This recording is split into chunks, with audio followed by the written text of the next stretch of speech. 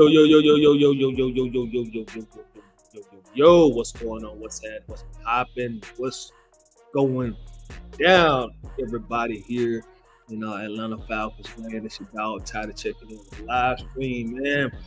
This is impromptu live. Really just want to come in and talk a little bit. I definitely don't plan on being here very long at all, but want to talk a little bit about Atlanta Falcons head coach Raheem Morris catching all the smoke. So let's get straight to the business, man.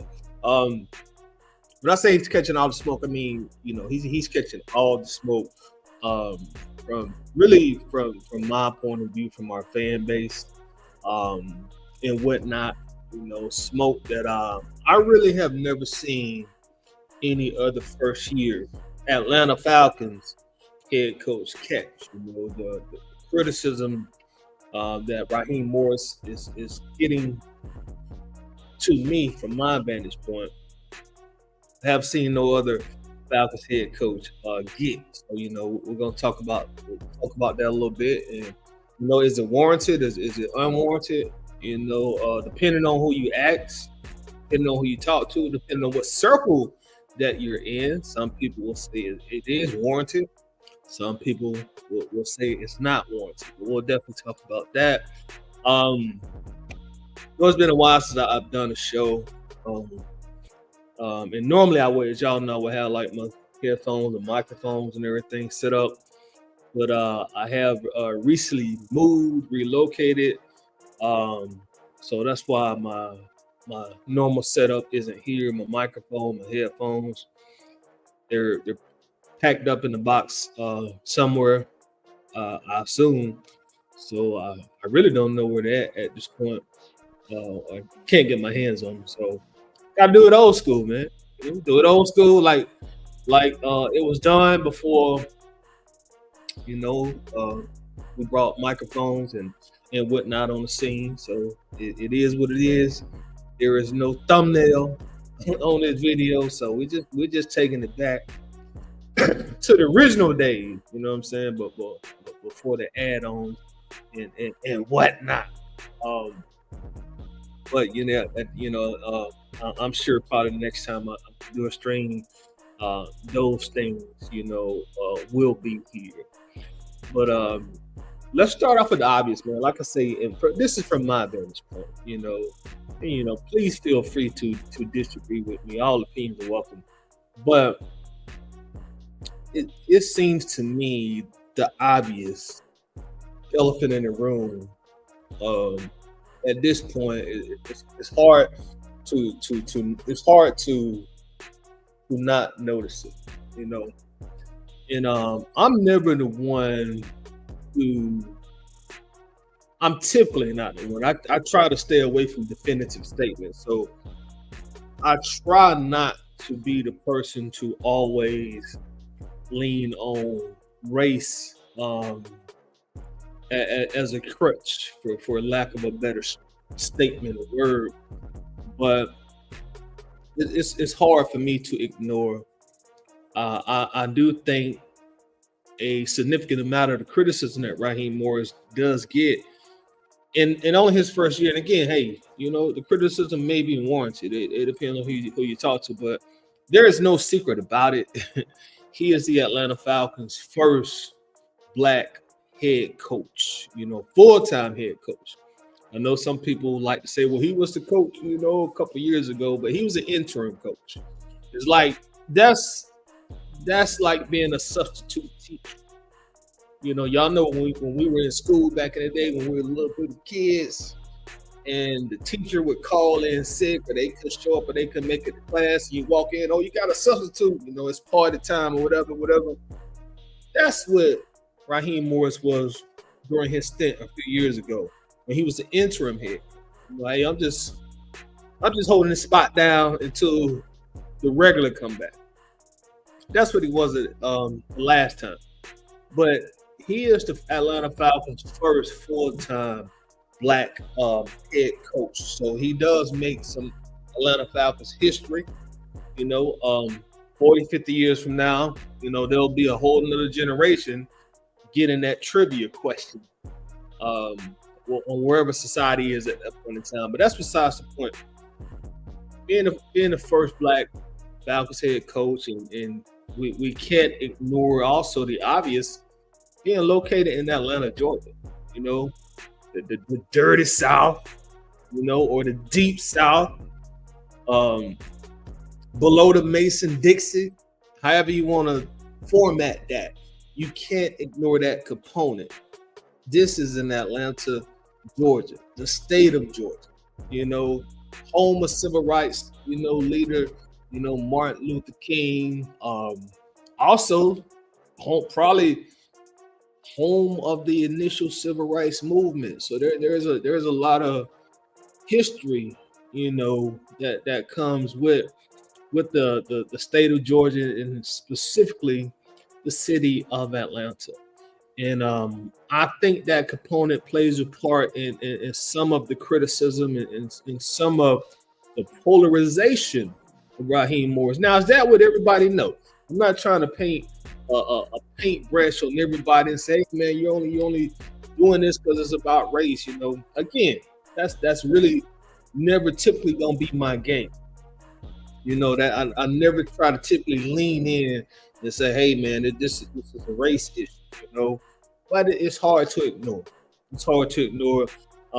I do think there are facets that don't think a black head coach can be successful in the NFL. I think there are a facet of people who think like that. I think there are also a facet of people who think that you it's going to be hard pressed to find great white running backs, great white cornerbacks. Do you have some out there? Yeah, they're few and far between. Christian McCaffrey, Dejon Cooper for the Eagles, but for the most part in the NFL, the running back position, the cornerback position, the wide receiver position is a black dominated position, heavily dominated. And I think most people are cool with that, because they see, what black athletes, they typically perform better at this position. I'm not saying that's how it always is, but it is what it is. And I think also a significant amount of society see the head coach position the same way in the NFL. When you see head coaches historically in the NFL, it's typically a white male, position that we have been accustomed to. Traditionally, we don't see a lot of black head coaches. Also, traditionally, we don't see a lot of successful black head coaches, who have been successful at the highest degree, like a Bill Belichick, like a Andy Reid. And when I say the highest degree, I mean winning Super Bowls, getting the big trophy. That's normally something that the white male has dominated, for decades, since the NFL and AFL and since sports. So I look at it, it's kind of, I'm looking at that through the same lens, the black dominated, positions in the NFL. And then also you got the coaching position as a white dominated position. And I think a lot of people, when you get the black head coach, they're like, well, no, that's not how it's supposed to be. That's not how it's supposed to be. In order to achieve the highest level of success, we're going to have a white head coach. Why is this black guy here? They don't work as head coaches. And I think a lot of people just have that ingrained in them. A significant amount of people have that ingrained in them. So when you see Raheem Morris get hired, before he even coached his first preseason game, he was catching a lot of heat, a lot of flack, a lot of criticism, because once again, that's not how society has it in their mind in the NFL. You can't deny the numbers. The numbers don't lie; they speak for themselves. Look at the amount of black head coaches that are currently in the NFL and have been in in the NFL historically. Also, let me get this banner off here. I'm not even talking about top quarterbacks. All right, there we go. And also look at the chances black head coaches are given. You know, it's tough on black head coaches, man. If you don't come out the gate running fast, the black head coach, history has shown they're gonna get rid of you quick. They're gonna get rid of you quick, and I don't care. And when people say, "Well, what does race have to do with it?" Well, history shows us race has a lot to do with it. You can't ignore that. You can't deny it. You know, go look at the data on it. I didn't look at the data when I pulled it up, and that way I could read it off to y'all because I've already looked at the data. But you can do a quick Google search if you don't trust Google. You know, go to specific websites. It'll show you, hey man, black head coaches, they don't have a long leash in this league. If they don't have a long leash, they got to come out running. They you know, if they don't come out running, hey man, a lot of times they get the cord pulled on. So with that said, I think that's a significant amount of Raheem Morris criticism. And is Raheem going to be a successful Atlanta Falcons head coach? I don't know. I absolutely have no idea. You know, of course, being a Falcons fan, I hope he is. Really hope he has the most successful of any Falcons head coach in franchise history. And that would mean that he would win a Super Bowl. You know, because we have had Dan Reeves go to the Super Bowl as the Falcons head coach. We've had Dan Quinn go to the Super Bowl as the Falcons head coach. But neither one of them won. So in order to be the most successful coach, hey, just go ahead and win the Super Bowl. You know, so at this point, I don't know. But a lot of my thing has been with Raheem Morris because with me, whoever the Falcons hires a head coach, I have no input in that decision. You know, nobody from the franchise has ever reached out to me personally. Hey, Toddy, like, give us some thought. Who would you like to see be the head coach? Never, ever. You know what I mean? So whatever the decisions the Falcons make as a franchise, I'm typically going to get behind it. And two, I'm no longer behind it. So going back to the most recent head coach prior to Raheem, which was Arthur Smith, hey, that wasn't my first choice, but I don't make the decision. So when he was hired, I was like, okay, let's get behind Arthur Smith. And until he proves that he's not the right man for the job. At least that's a philosophy I took. You know, I'm with you till I'm no longer with you. I was with Arthur Smith for like a little bit over 2 years. You know, going to his third season, that's when I started to get off the boat. You know what I'm saying? I was willing to give him a chance, even though that's not who I wanted. It's the same thing for Raheem Morris. You know what I'm saying? I'm not ready to write his autobiography in regards to being the head coach of the Atlanta Falcons after just one season. You know, that's not fair. And that's really been my entire arguing point, or debate point with a lot of other Falcon fans who I've had this discussion with about Raheem Morris. Oh man, why you taking up for Raheem, man? Look at his record as a head coach, right? Well, you know what I'm saying? Oh man, he can't coach in this. Hey man, you know what? You might be right. But he deserves the same chance, the same opportunity that each previous Falcons head coach got. That's been my only arguing point. The man deserves the chance to either show he can be successful or prove to y'all that he's a failure as far as being a Falcons head coach. I'm just saying, as a Falcons head coach, I don't know him personally. You know, I don't know him personally, you know, but he deserves that chance. You know, people are trying to fire him just one season. Now, granted, the season did not finish how we hoped it would as Falcons fans, especially starting off at 6-3 and finishing at 8-9. You know, we took a big nosedive, you know, about midway point through the season. You know, but That's still only one season. That's still only one season.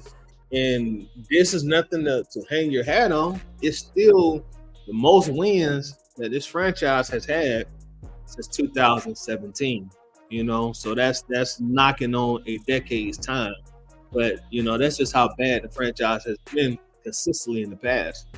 But my point is, just like Arthur Smith had a chance, just like Jim Moore Jr. had a chance, rest in peace, and Reed and Quinn, Mike Smith, just like they all had chances to show improve themselves, Raheem Morris deserves that same opportunity to show improve himself.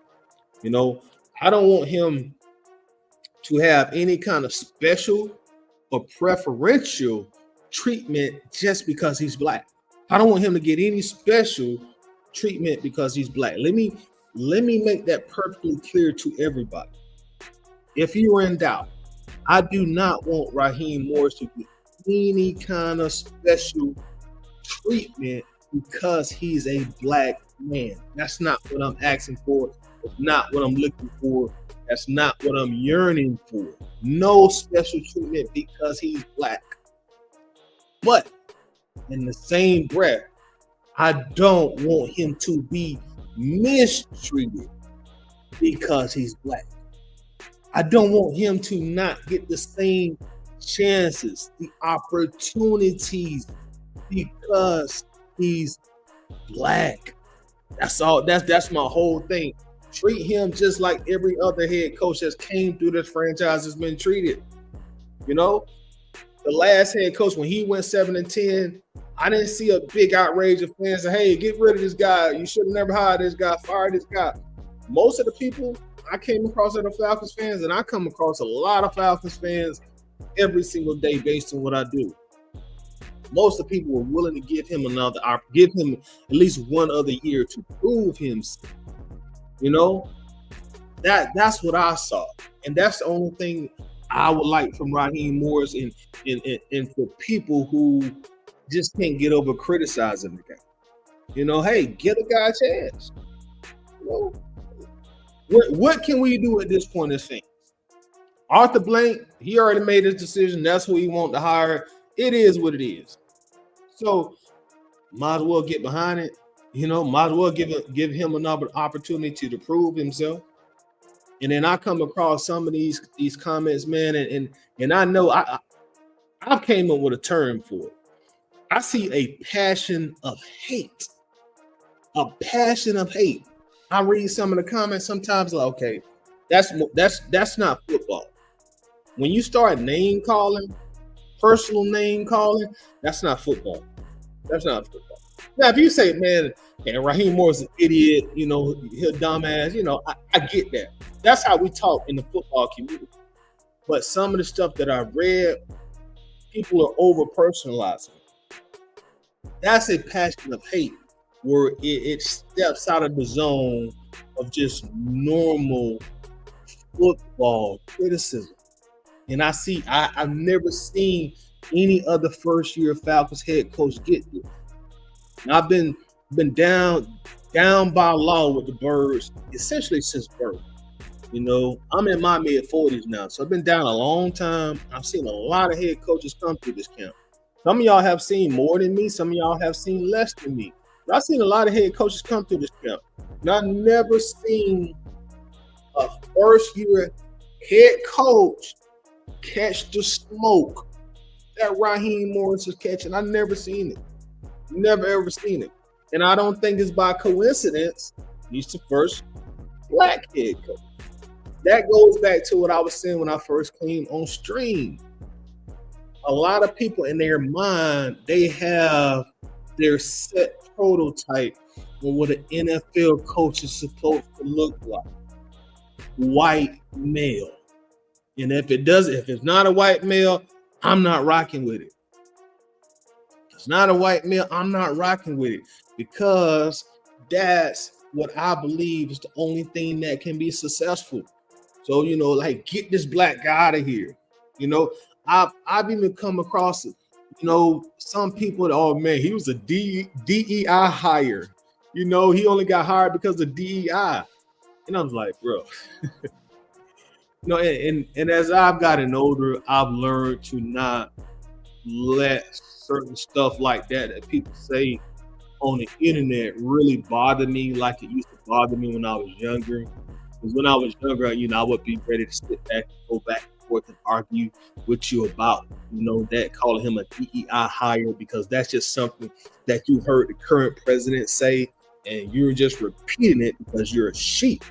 You're political sheep.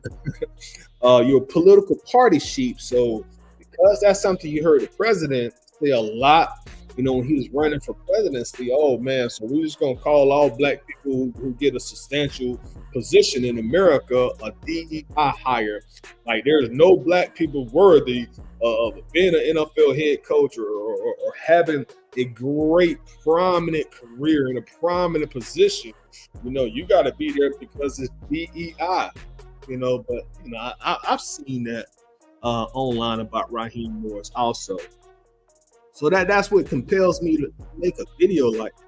For the people who really know me, man, like people who follow me online, y'all, like on my Facebook or my Twitter, y'all know I'm normally not the one that leans on race. Anytime something comes up, that's just not me.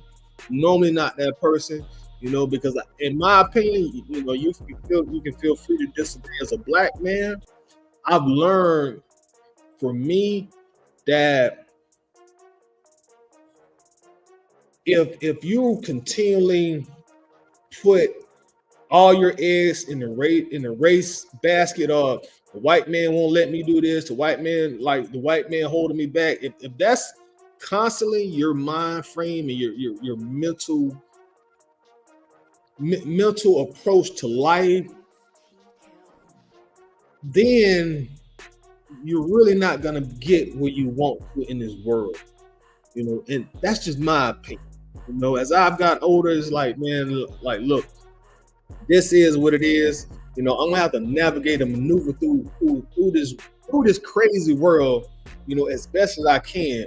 But if I keep giving this credit and keep blaming this and this and this, then it's going just that's really mental oppression as I see it. So look, hey, I got to get out here and get my elbows, hands dirty, and make it through life the best I can. But I do bring that up to say this: I'm normally not the person that's going on my Facebook blaming everything on race. That's normally not me. But this is the elephant in the room. Hey, I'm seeing what I'm seeing. I'm hearing what I'm hearing about Raheem Morris. His record first year 8-9. Again, that's not what we wanted. That's definitely not what we wanted. Definitely not what we wanted. But it's not all on him. It's not all on. If you want to sit here and give him blame, hey man, I'm not gonna stop you. And you have that right. But at the same time, there were a lot of different components to what happened to the 2024 Atlanta Falcons. And at this point, I'm kind of ready to turn the page on talking about this because we got a preseason game coming up soon. But if our quarterback if his play doesn't fall off, this team goes to the playoffs. This is 2025. You really in today's NFL. This is not like when I was a kid looking up the NFL players in the 80s and the 90s. Running backs and the linebackers can get you into the playoffs. In 2025, in this era of NFL football, you really are gonna go only as far as your quarterback takes you. That's the type of era that we live in. So when Kirk Cousins fell off the cliff, hiding an injury, or he's injured, or whatever, whatever. We discussed that plenty. But if he don't fall off the cliff, his team goes into the playoffs. Anybody who watched the Falcons somewhat intently in 2024, I think we all agree on that. And people that are not even quote unquote Falcons fans, but people that just kept up with the Falcons or even kept up with the NFC South. I think pretty much everybody agree. Like, hey man, if Kirk Cousins don't fall off the cliff, they would have made the playoffs. You know, they would have made the playoffs. So I don't feel like us not making the playoffs was because Raheem, after 9 games, turned to a terrible head coach. I think our biggest detriment was after 9 games, our quarterback position just took a drastic turn for the worse, and we couldn't recover from that. Our defense wasn't talented enough to make up for what we lacked at the quarterback position. If we had a top 10 or top 5 defense last year, they probably could have salvaged the season for us. But in typical Falcons fashion, you know, which has been the case for probably about 90% of the franchise existence, the defense was terrible, mediocre, you know, very bad, not good, you know. So when the quarterback position, you know, fell like it fell, the team started falling. And again, this ain't the Joe Montana era. This ain't the Barry Sanders era. This ain't the Dallas Cowboys era. Rest in peace. This ain't the Walter Payton era. So you couldn't just lean on Bijan and say, hey man, go win games, Bijan. Go win games for us, Bijan. Or hey, Grady Jarrett, you know, go win games on defense. No. By plan, by definition, by design, this is a quarterback's league. And this league nowadays is so much a quarterback's league that you got certain NFL owners that'll tell you, yeah, you know, our design is set up for the quarterback to succeed. The rules are set up for the quarterback to succeed. The league is set up to make it easier for the offense to score and be productive as compared to past generations or past iterations of the NFL. So when the quarterback play fell, I mean, that it was what it was, man. You know, it was what it was. And I just see Raheem Morris catch the brunt of the criticism of that. No, he didn't all of a sudden forget how to coach. The most important particle of success was flawed midway through the season. Everything that we placed our bets on, $100 million guaranteed for the record, it started to perish down the stretch. You know, so now we're just sitting here like, oh, what are we going to do? You know, what are we going to do? And you know, and I understand also the argument when people say, well, you should have put Penix in. But it's not as easy of a decision as it's made out to be. There are a lot of components around that. Rookie quarterback. And then you got Kirk Cousins here who showed that he can play some very good football. He had us at 6-3, and all of a sudden it's like he's a bad quarterback. So that wasn't an easy decision or easy transition to make. You know? And even if Penix gets in, even if Michael Penix comes into, if he starts playing early in the season, there's still no guarantee we win. Still no guarantee we win. You know? I think Michael Penix has a lot of potential, but he still showed when he did play those 3 games, hey, I'm still a rookie. You know, I'm still a rookie. And you know, I'm not top tier yet, and he shouldn't be top tier. You know, he's gonna come in as a rookie and look like a rookie. And then you still got this badass defense. You know, look at the final game of the regular season against Carolina. That defense, you know, they showed, like, look, we ain't really good. We're not good. You know, and you know, one thing that I like to say is talent make coaches. You know, coaches don't make talent. I don't care what kind of coach you are. I don't care if you're Andy Reid in his prime or Bill Belichick in his prime. bro, if you ain't got adequate talent, you gonna have a hard time. You gonna have a hard time. And that's was one component of our defense last year. That just wasn't a talented defense. That just wasn't a talented defense. You know, the defensive line was older. Grady, Yamada, slower. They're now out of their peak years, their peak athleticism years. Now, will Grady probably come and have a pretty good substantial year this year and have Falcons fans say, "Oh man, we should have kept Grady"? Like, probably should have kept Grady. Probably so, because a lot of times when players move to another team after something like this happened, a lot of times they had a chip on their shoulder, and their emotions are high, and man, they just want to prove the other team wrong. So they'll come out, they got one more hooray in them. You know, after you were a certain age. We saw that with John Abraham. Y'all remember when we let John Abraham go and he went to the Cardinals, and man, he had that one year like, boy, like, man, and then we sit here thinking, like, man, why did we let Abe go? Like, why he out there balling? Man, he balling. What happened after? And that's not a diss at Abe. I'm not trying to shade him or throw salt on him, but I'm just saying, a lot of times you just got your emotions so high that it motivates and drives you to prove that team wrong who moved past you. So we may see something like that from Grady Jarrett. You know, even in other sports, a good example I can think of is basketball.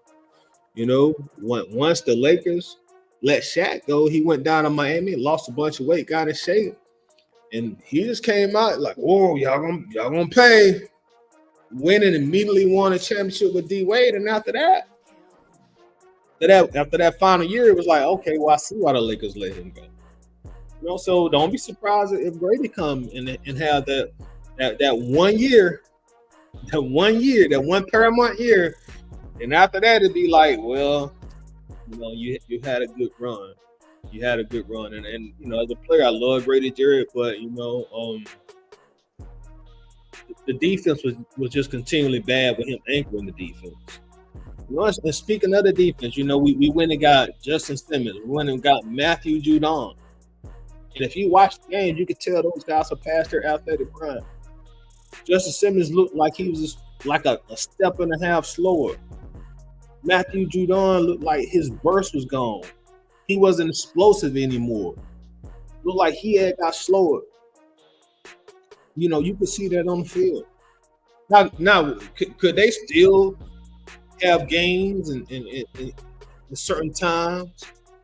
You know, when they show flashes of who they used to be, yeah, they could. But they're both past 30 years old. When you pass 30 years old, man, in this game,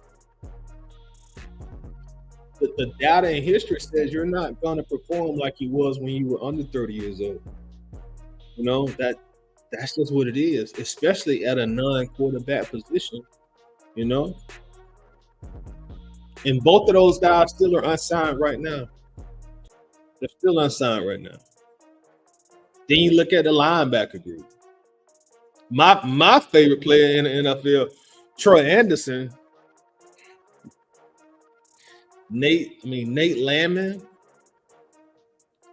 You know, and again, right now, I'm not trying to throw salt on them either, but look, that was our starting inside guys at linebacker.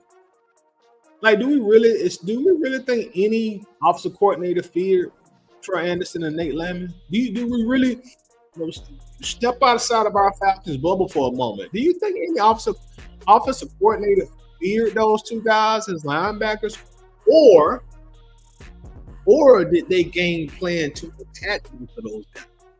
Oh, Troy Anderson? Oh, we're going to run at his ass all day long. Oh, Nate Landman?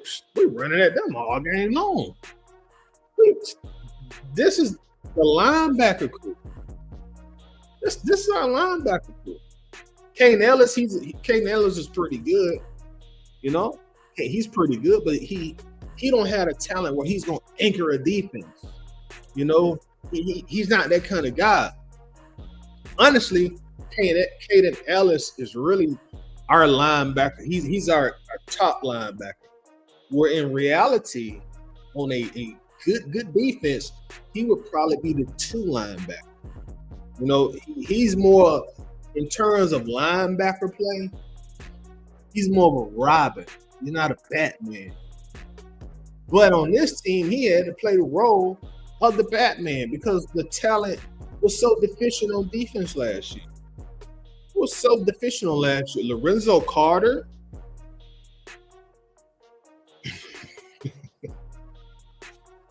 Y'all saw the problems we had at cornerback. So what I'm really trying to say is like, coaches should be blamed and they should be held to a certain standard. But if you don't have the players, you don't have the talent on defense, you're gonna have a hard time. You're gonna have a hard time. And I did like what they did with this year's draft. They spent 2 first rounders on the defense, so it's like they're starting to put a priority on defense because it's like a light bulb finally hit. Like, hey, we need a good defense. We need a good defense, you know. But that's just what I see from Raheem, and I just see like just a lot of over criticism of Raheem. And I'm not trying to bodyguard him because trust me, if we come out and we start off 2-5, 3-7, 4-9, you know, something like that, I'm gonna be on here. I'm gonna be on here banging on Raheem Morris, y'all. Straight banging on him. Banging on him. But at that point, at least he had the opportunity to show and prove that he was going to be a failure at head coach. Again, I don't want no special treatment for Raheem because he's a black man, but I don't want him to be mistreated because he's a black man either. I want him to have all the same chances and the same opportunities that all the white male head coaches had before him. And that's what I don't think some people don't see or realize, or that's not their train of thought. Some people that just don't give a damn because they don't want to see a black head coach. But I do think some people just don't sit back and think about that like, well, damn. You know, I'm really not giving this guy a fair shake. You know, we went riled up about Art Smith like this, and he was a total asshole. You know, we went riled up about like, you know, Jim Mora or whoever the head coach was at the time. You know, but man, we giving Raheem all kind of smoke, and his quarterback flamed out on him. It wasn't that he stopped. It wasn't that he started coaching worse after going 6-3 early in the year, but his most component part of his team flamed out.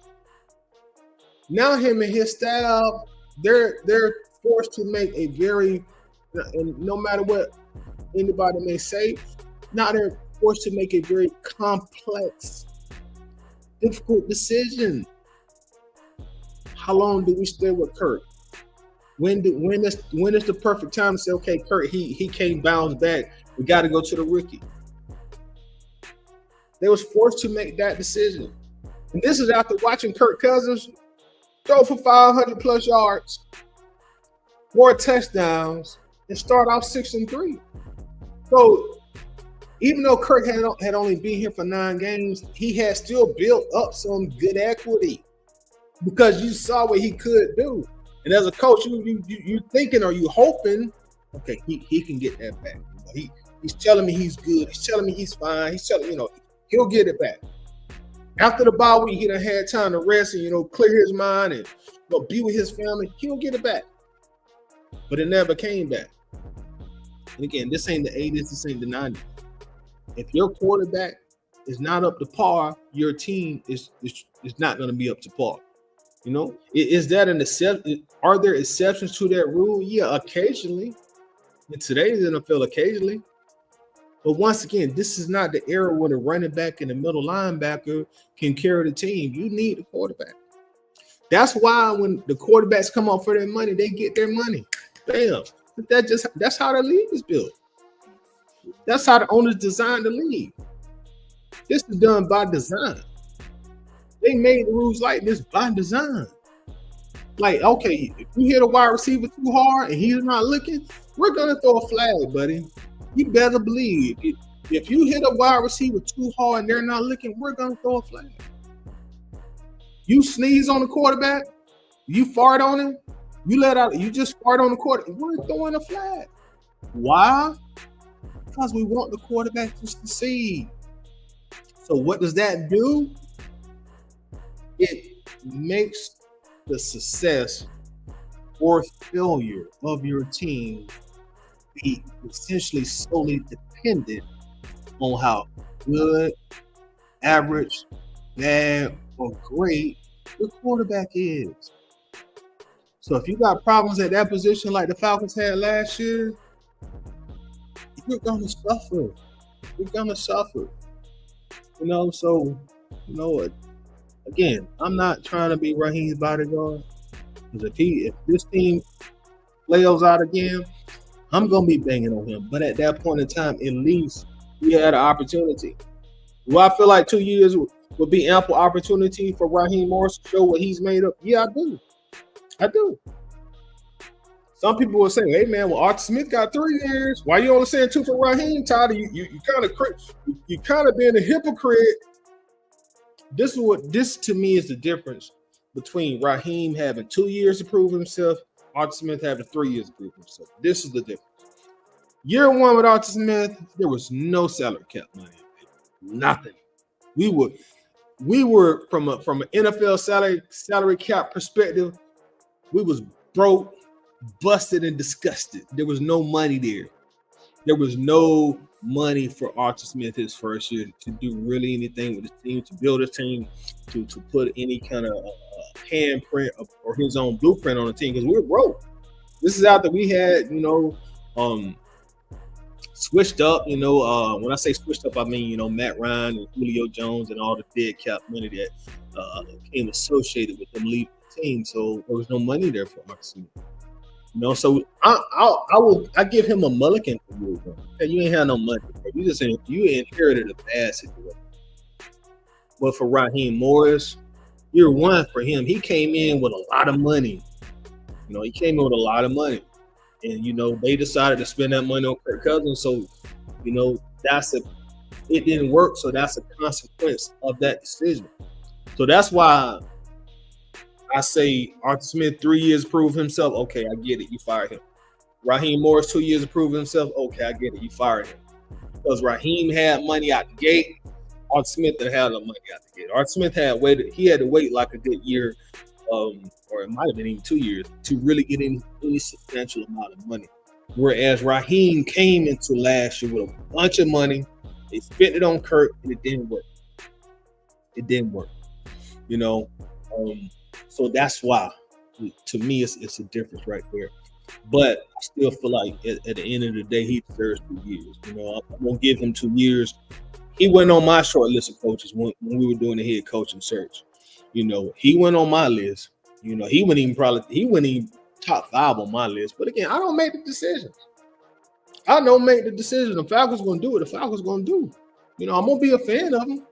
They're going to do what they want to do. So if that's the coach that they hire, I'm going to be with him till I'm no longer with him. I'm not finna just look at what happened last season and say, oh, it was all Raheem Morris' fault. It's all his fault. He's a terrible head coach. Get him out of here after only 1 year. Coincidentally, the first black head coach, he's the one that's only get a year to prove himself. Every other coach in this long line of generational losing, they've had multiple years to prove themselves. But why now people just want the black guy to only have 1 year? Why the black guy only get 1 year? I can't ignore the obvious. I'm gonna speak on it. I'm gonna speak on it. And just the over criticism of it is like, okay, I get it. We all got disappointed. Hey man, but at some point, let's move past that. It's a new season upon us. Let's move past that. Let's get behind the coach. Let's try to put some positive energy in the air. Instead of nitpicking and picking apart all the bad things that happened last year and just blaming everything on the coach. Just sit here nitpicking on every single thing that bad that happened and putting it all on the coach. Raheem Morris this, Raheem Morris that, Raheem Morris this, Raheem Morris that, Raheem Morris this. I be sitting here thinking like, man, people really acting like we were going to the playoffs every year. People really acting like we were going to the playoffs every year. And Raheem Morris came here, he stuck that. That's what I've been seeing. People be acting like the Falcons were just in the playoffs every single year. Then Raheem Morris came and we stopped going to the playoffs. And we ain't been to the playoffs since 2017. Long time. Long time. So it's nothing to celebrate or brag about, but 8 wins is the most amount of wins we had since 2017. So, from ownership's perspective, they probably looking at that like, hey, we ain't celebrating it, but at least it's some little bit of progress. We've been winning 7 games for the longest. We did win one more. Excuse me. So hopefully 2025, 8 wins can turn to 10 wins. And you just keep building from there. Just keep building from there.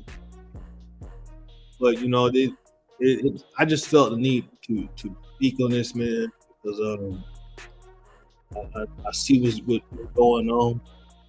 A lot of people just don't like having black hair. A lot of people don't like that. A lot of people don't like that. I see people talk about his clothes, him smiling a lot, and I'd be like, what is the clothes and the way he carries himself? Like, what does that matter?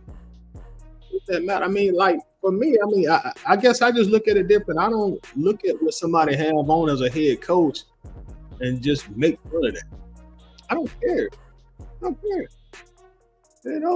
Bill Belichick dressed like he made $18 an hour. But who cared? He won. He was winning.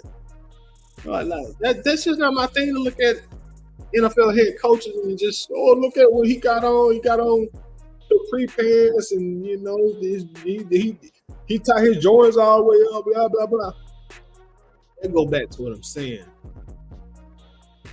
You over criticizing this guy because you're not used to seeing a black head coach for the Falcons. It's not what you're used to. Whether you know it or not, you're either doing it consciously or you're doing it subconsciously, and you don't even realize it. You don't even realize it. You mean to tell me Arthur Smith was a better dressed head coach?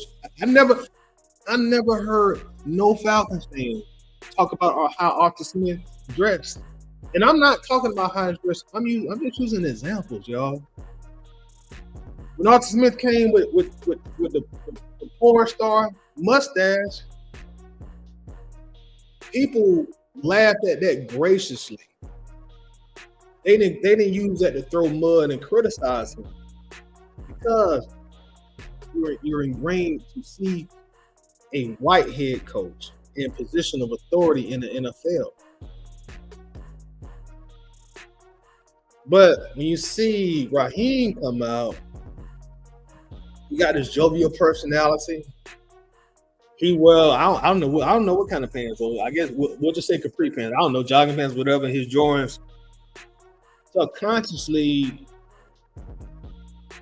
your brain starts to pick him apart, because that's not what you've been mentally taught to a certain degree to see as a Falcons head coach.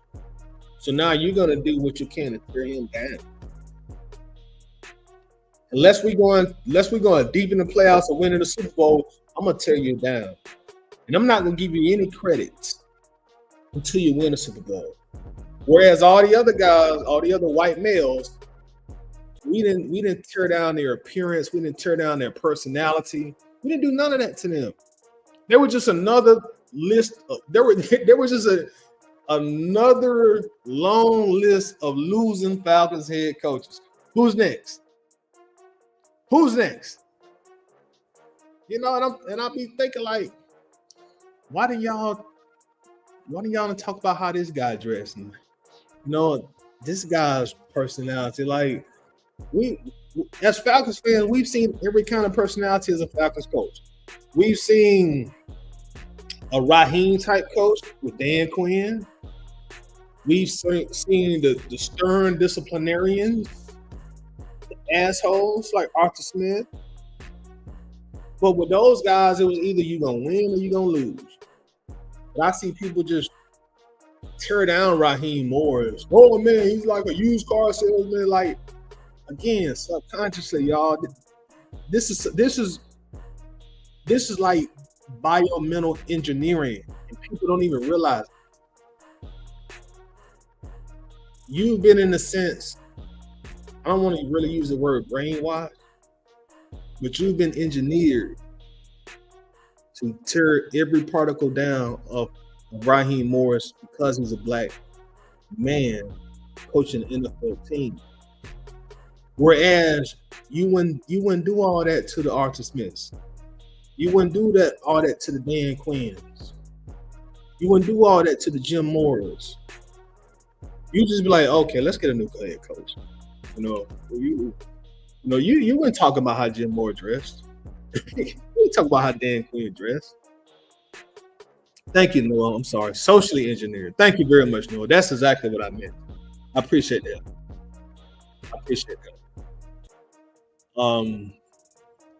But I just had to speak on that, man. Like, again, Raheem Morris was not my first choice. You're not my second choice, not my third choice. He went in my damn top 5. Damn it. But he's here. He's gonna be coaching week 1. So I'm gonna hope, as a Falcons fan, I'm gonna hope the best for him. I'm not gonna keep talking about like what went wrong last year and what he did. I'm over that, bro. I'm over that. And I really think a lot of people need to move past that, get over that. Because trust me, as a Falcons fan, you done seen way worse. Man, I know this is a sore spot, but I don't even know if Kyle Shanahan caught as much smoke for bad coaching decisions. And he lost a Super Bowl. As people are going on about Raheem Morris in this time out in Washington. I'm like, yo, we still on that? We ain't moved past that yet? And I watched Kyle Shanahan hand over a Super Bowl that we won. He handed it over to the Patriots based on bad situational play calling. I don't even know if Kyle caught as much smoke as Raheem has about a timeout. It reminds me of Allen Iverson. We talk about practice. We talk about a timeout. I don't even know if Kyle caught the same kind of smoke. And I'm not trying to be disingenuous when I say that, but I sit here and I watch and I observe people, Falcons fans. I'm like, bro, y'all wasn't really going. I mean, y'all went hard on Kyle. Don't get me wrong, but people acting like the timeout lost us the Super Bowl. People are acting like the time out in Washington lost us the Super Bowl.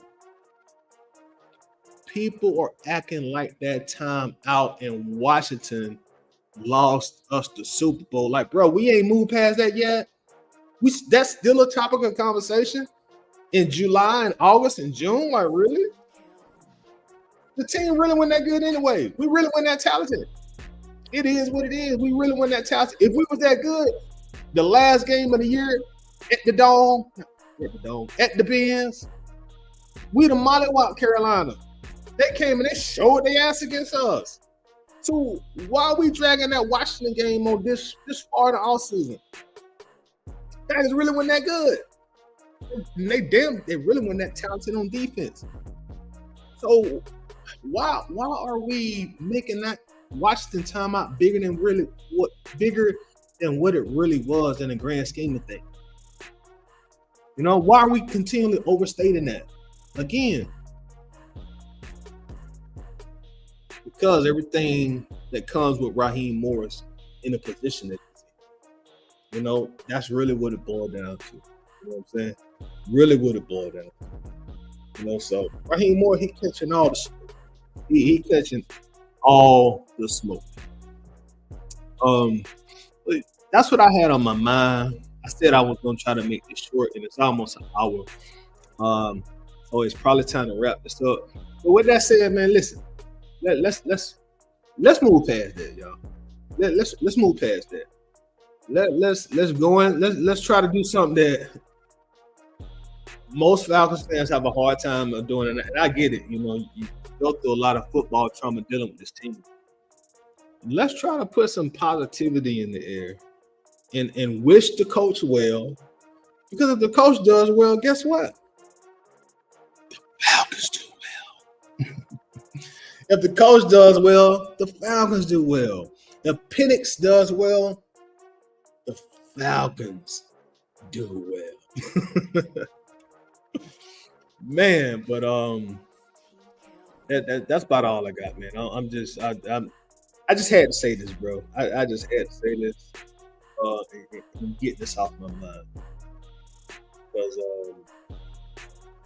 there is a lot of stuff that Raheem Morris doing head coach, and a lot of people just don't want to see a black man in that position.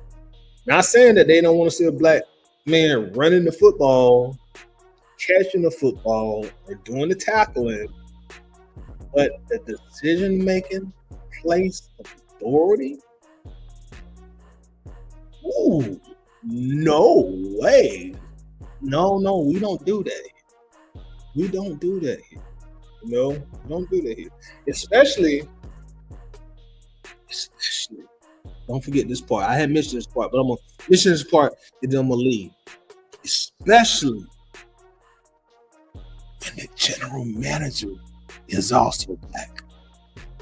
Leave y'all with that.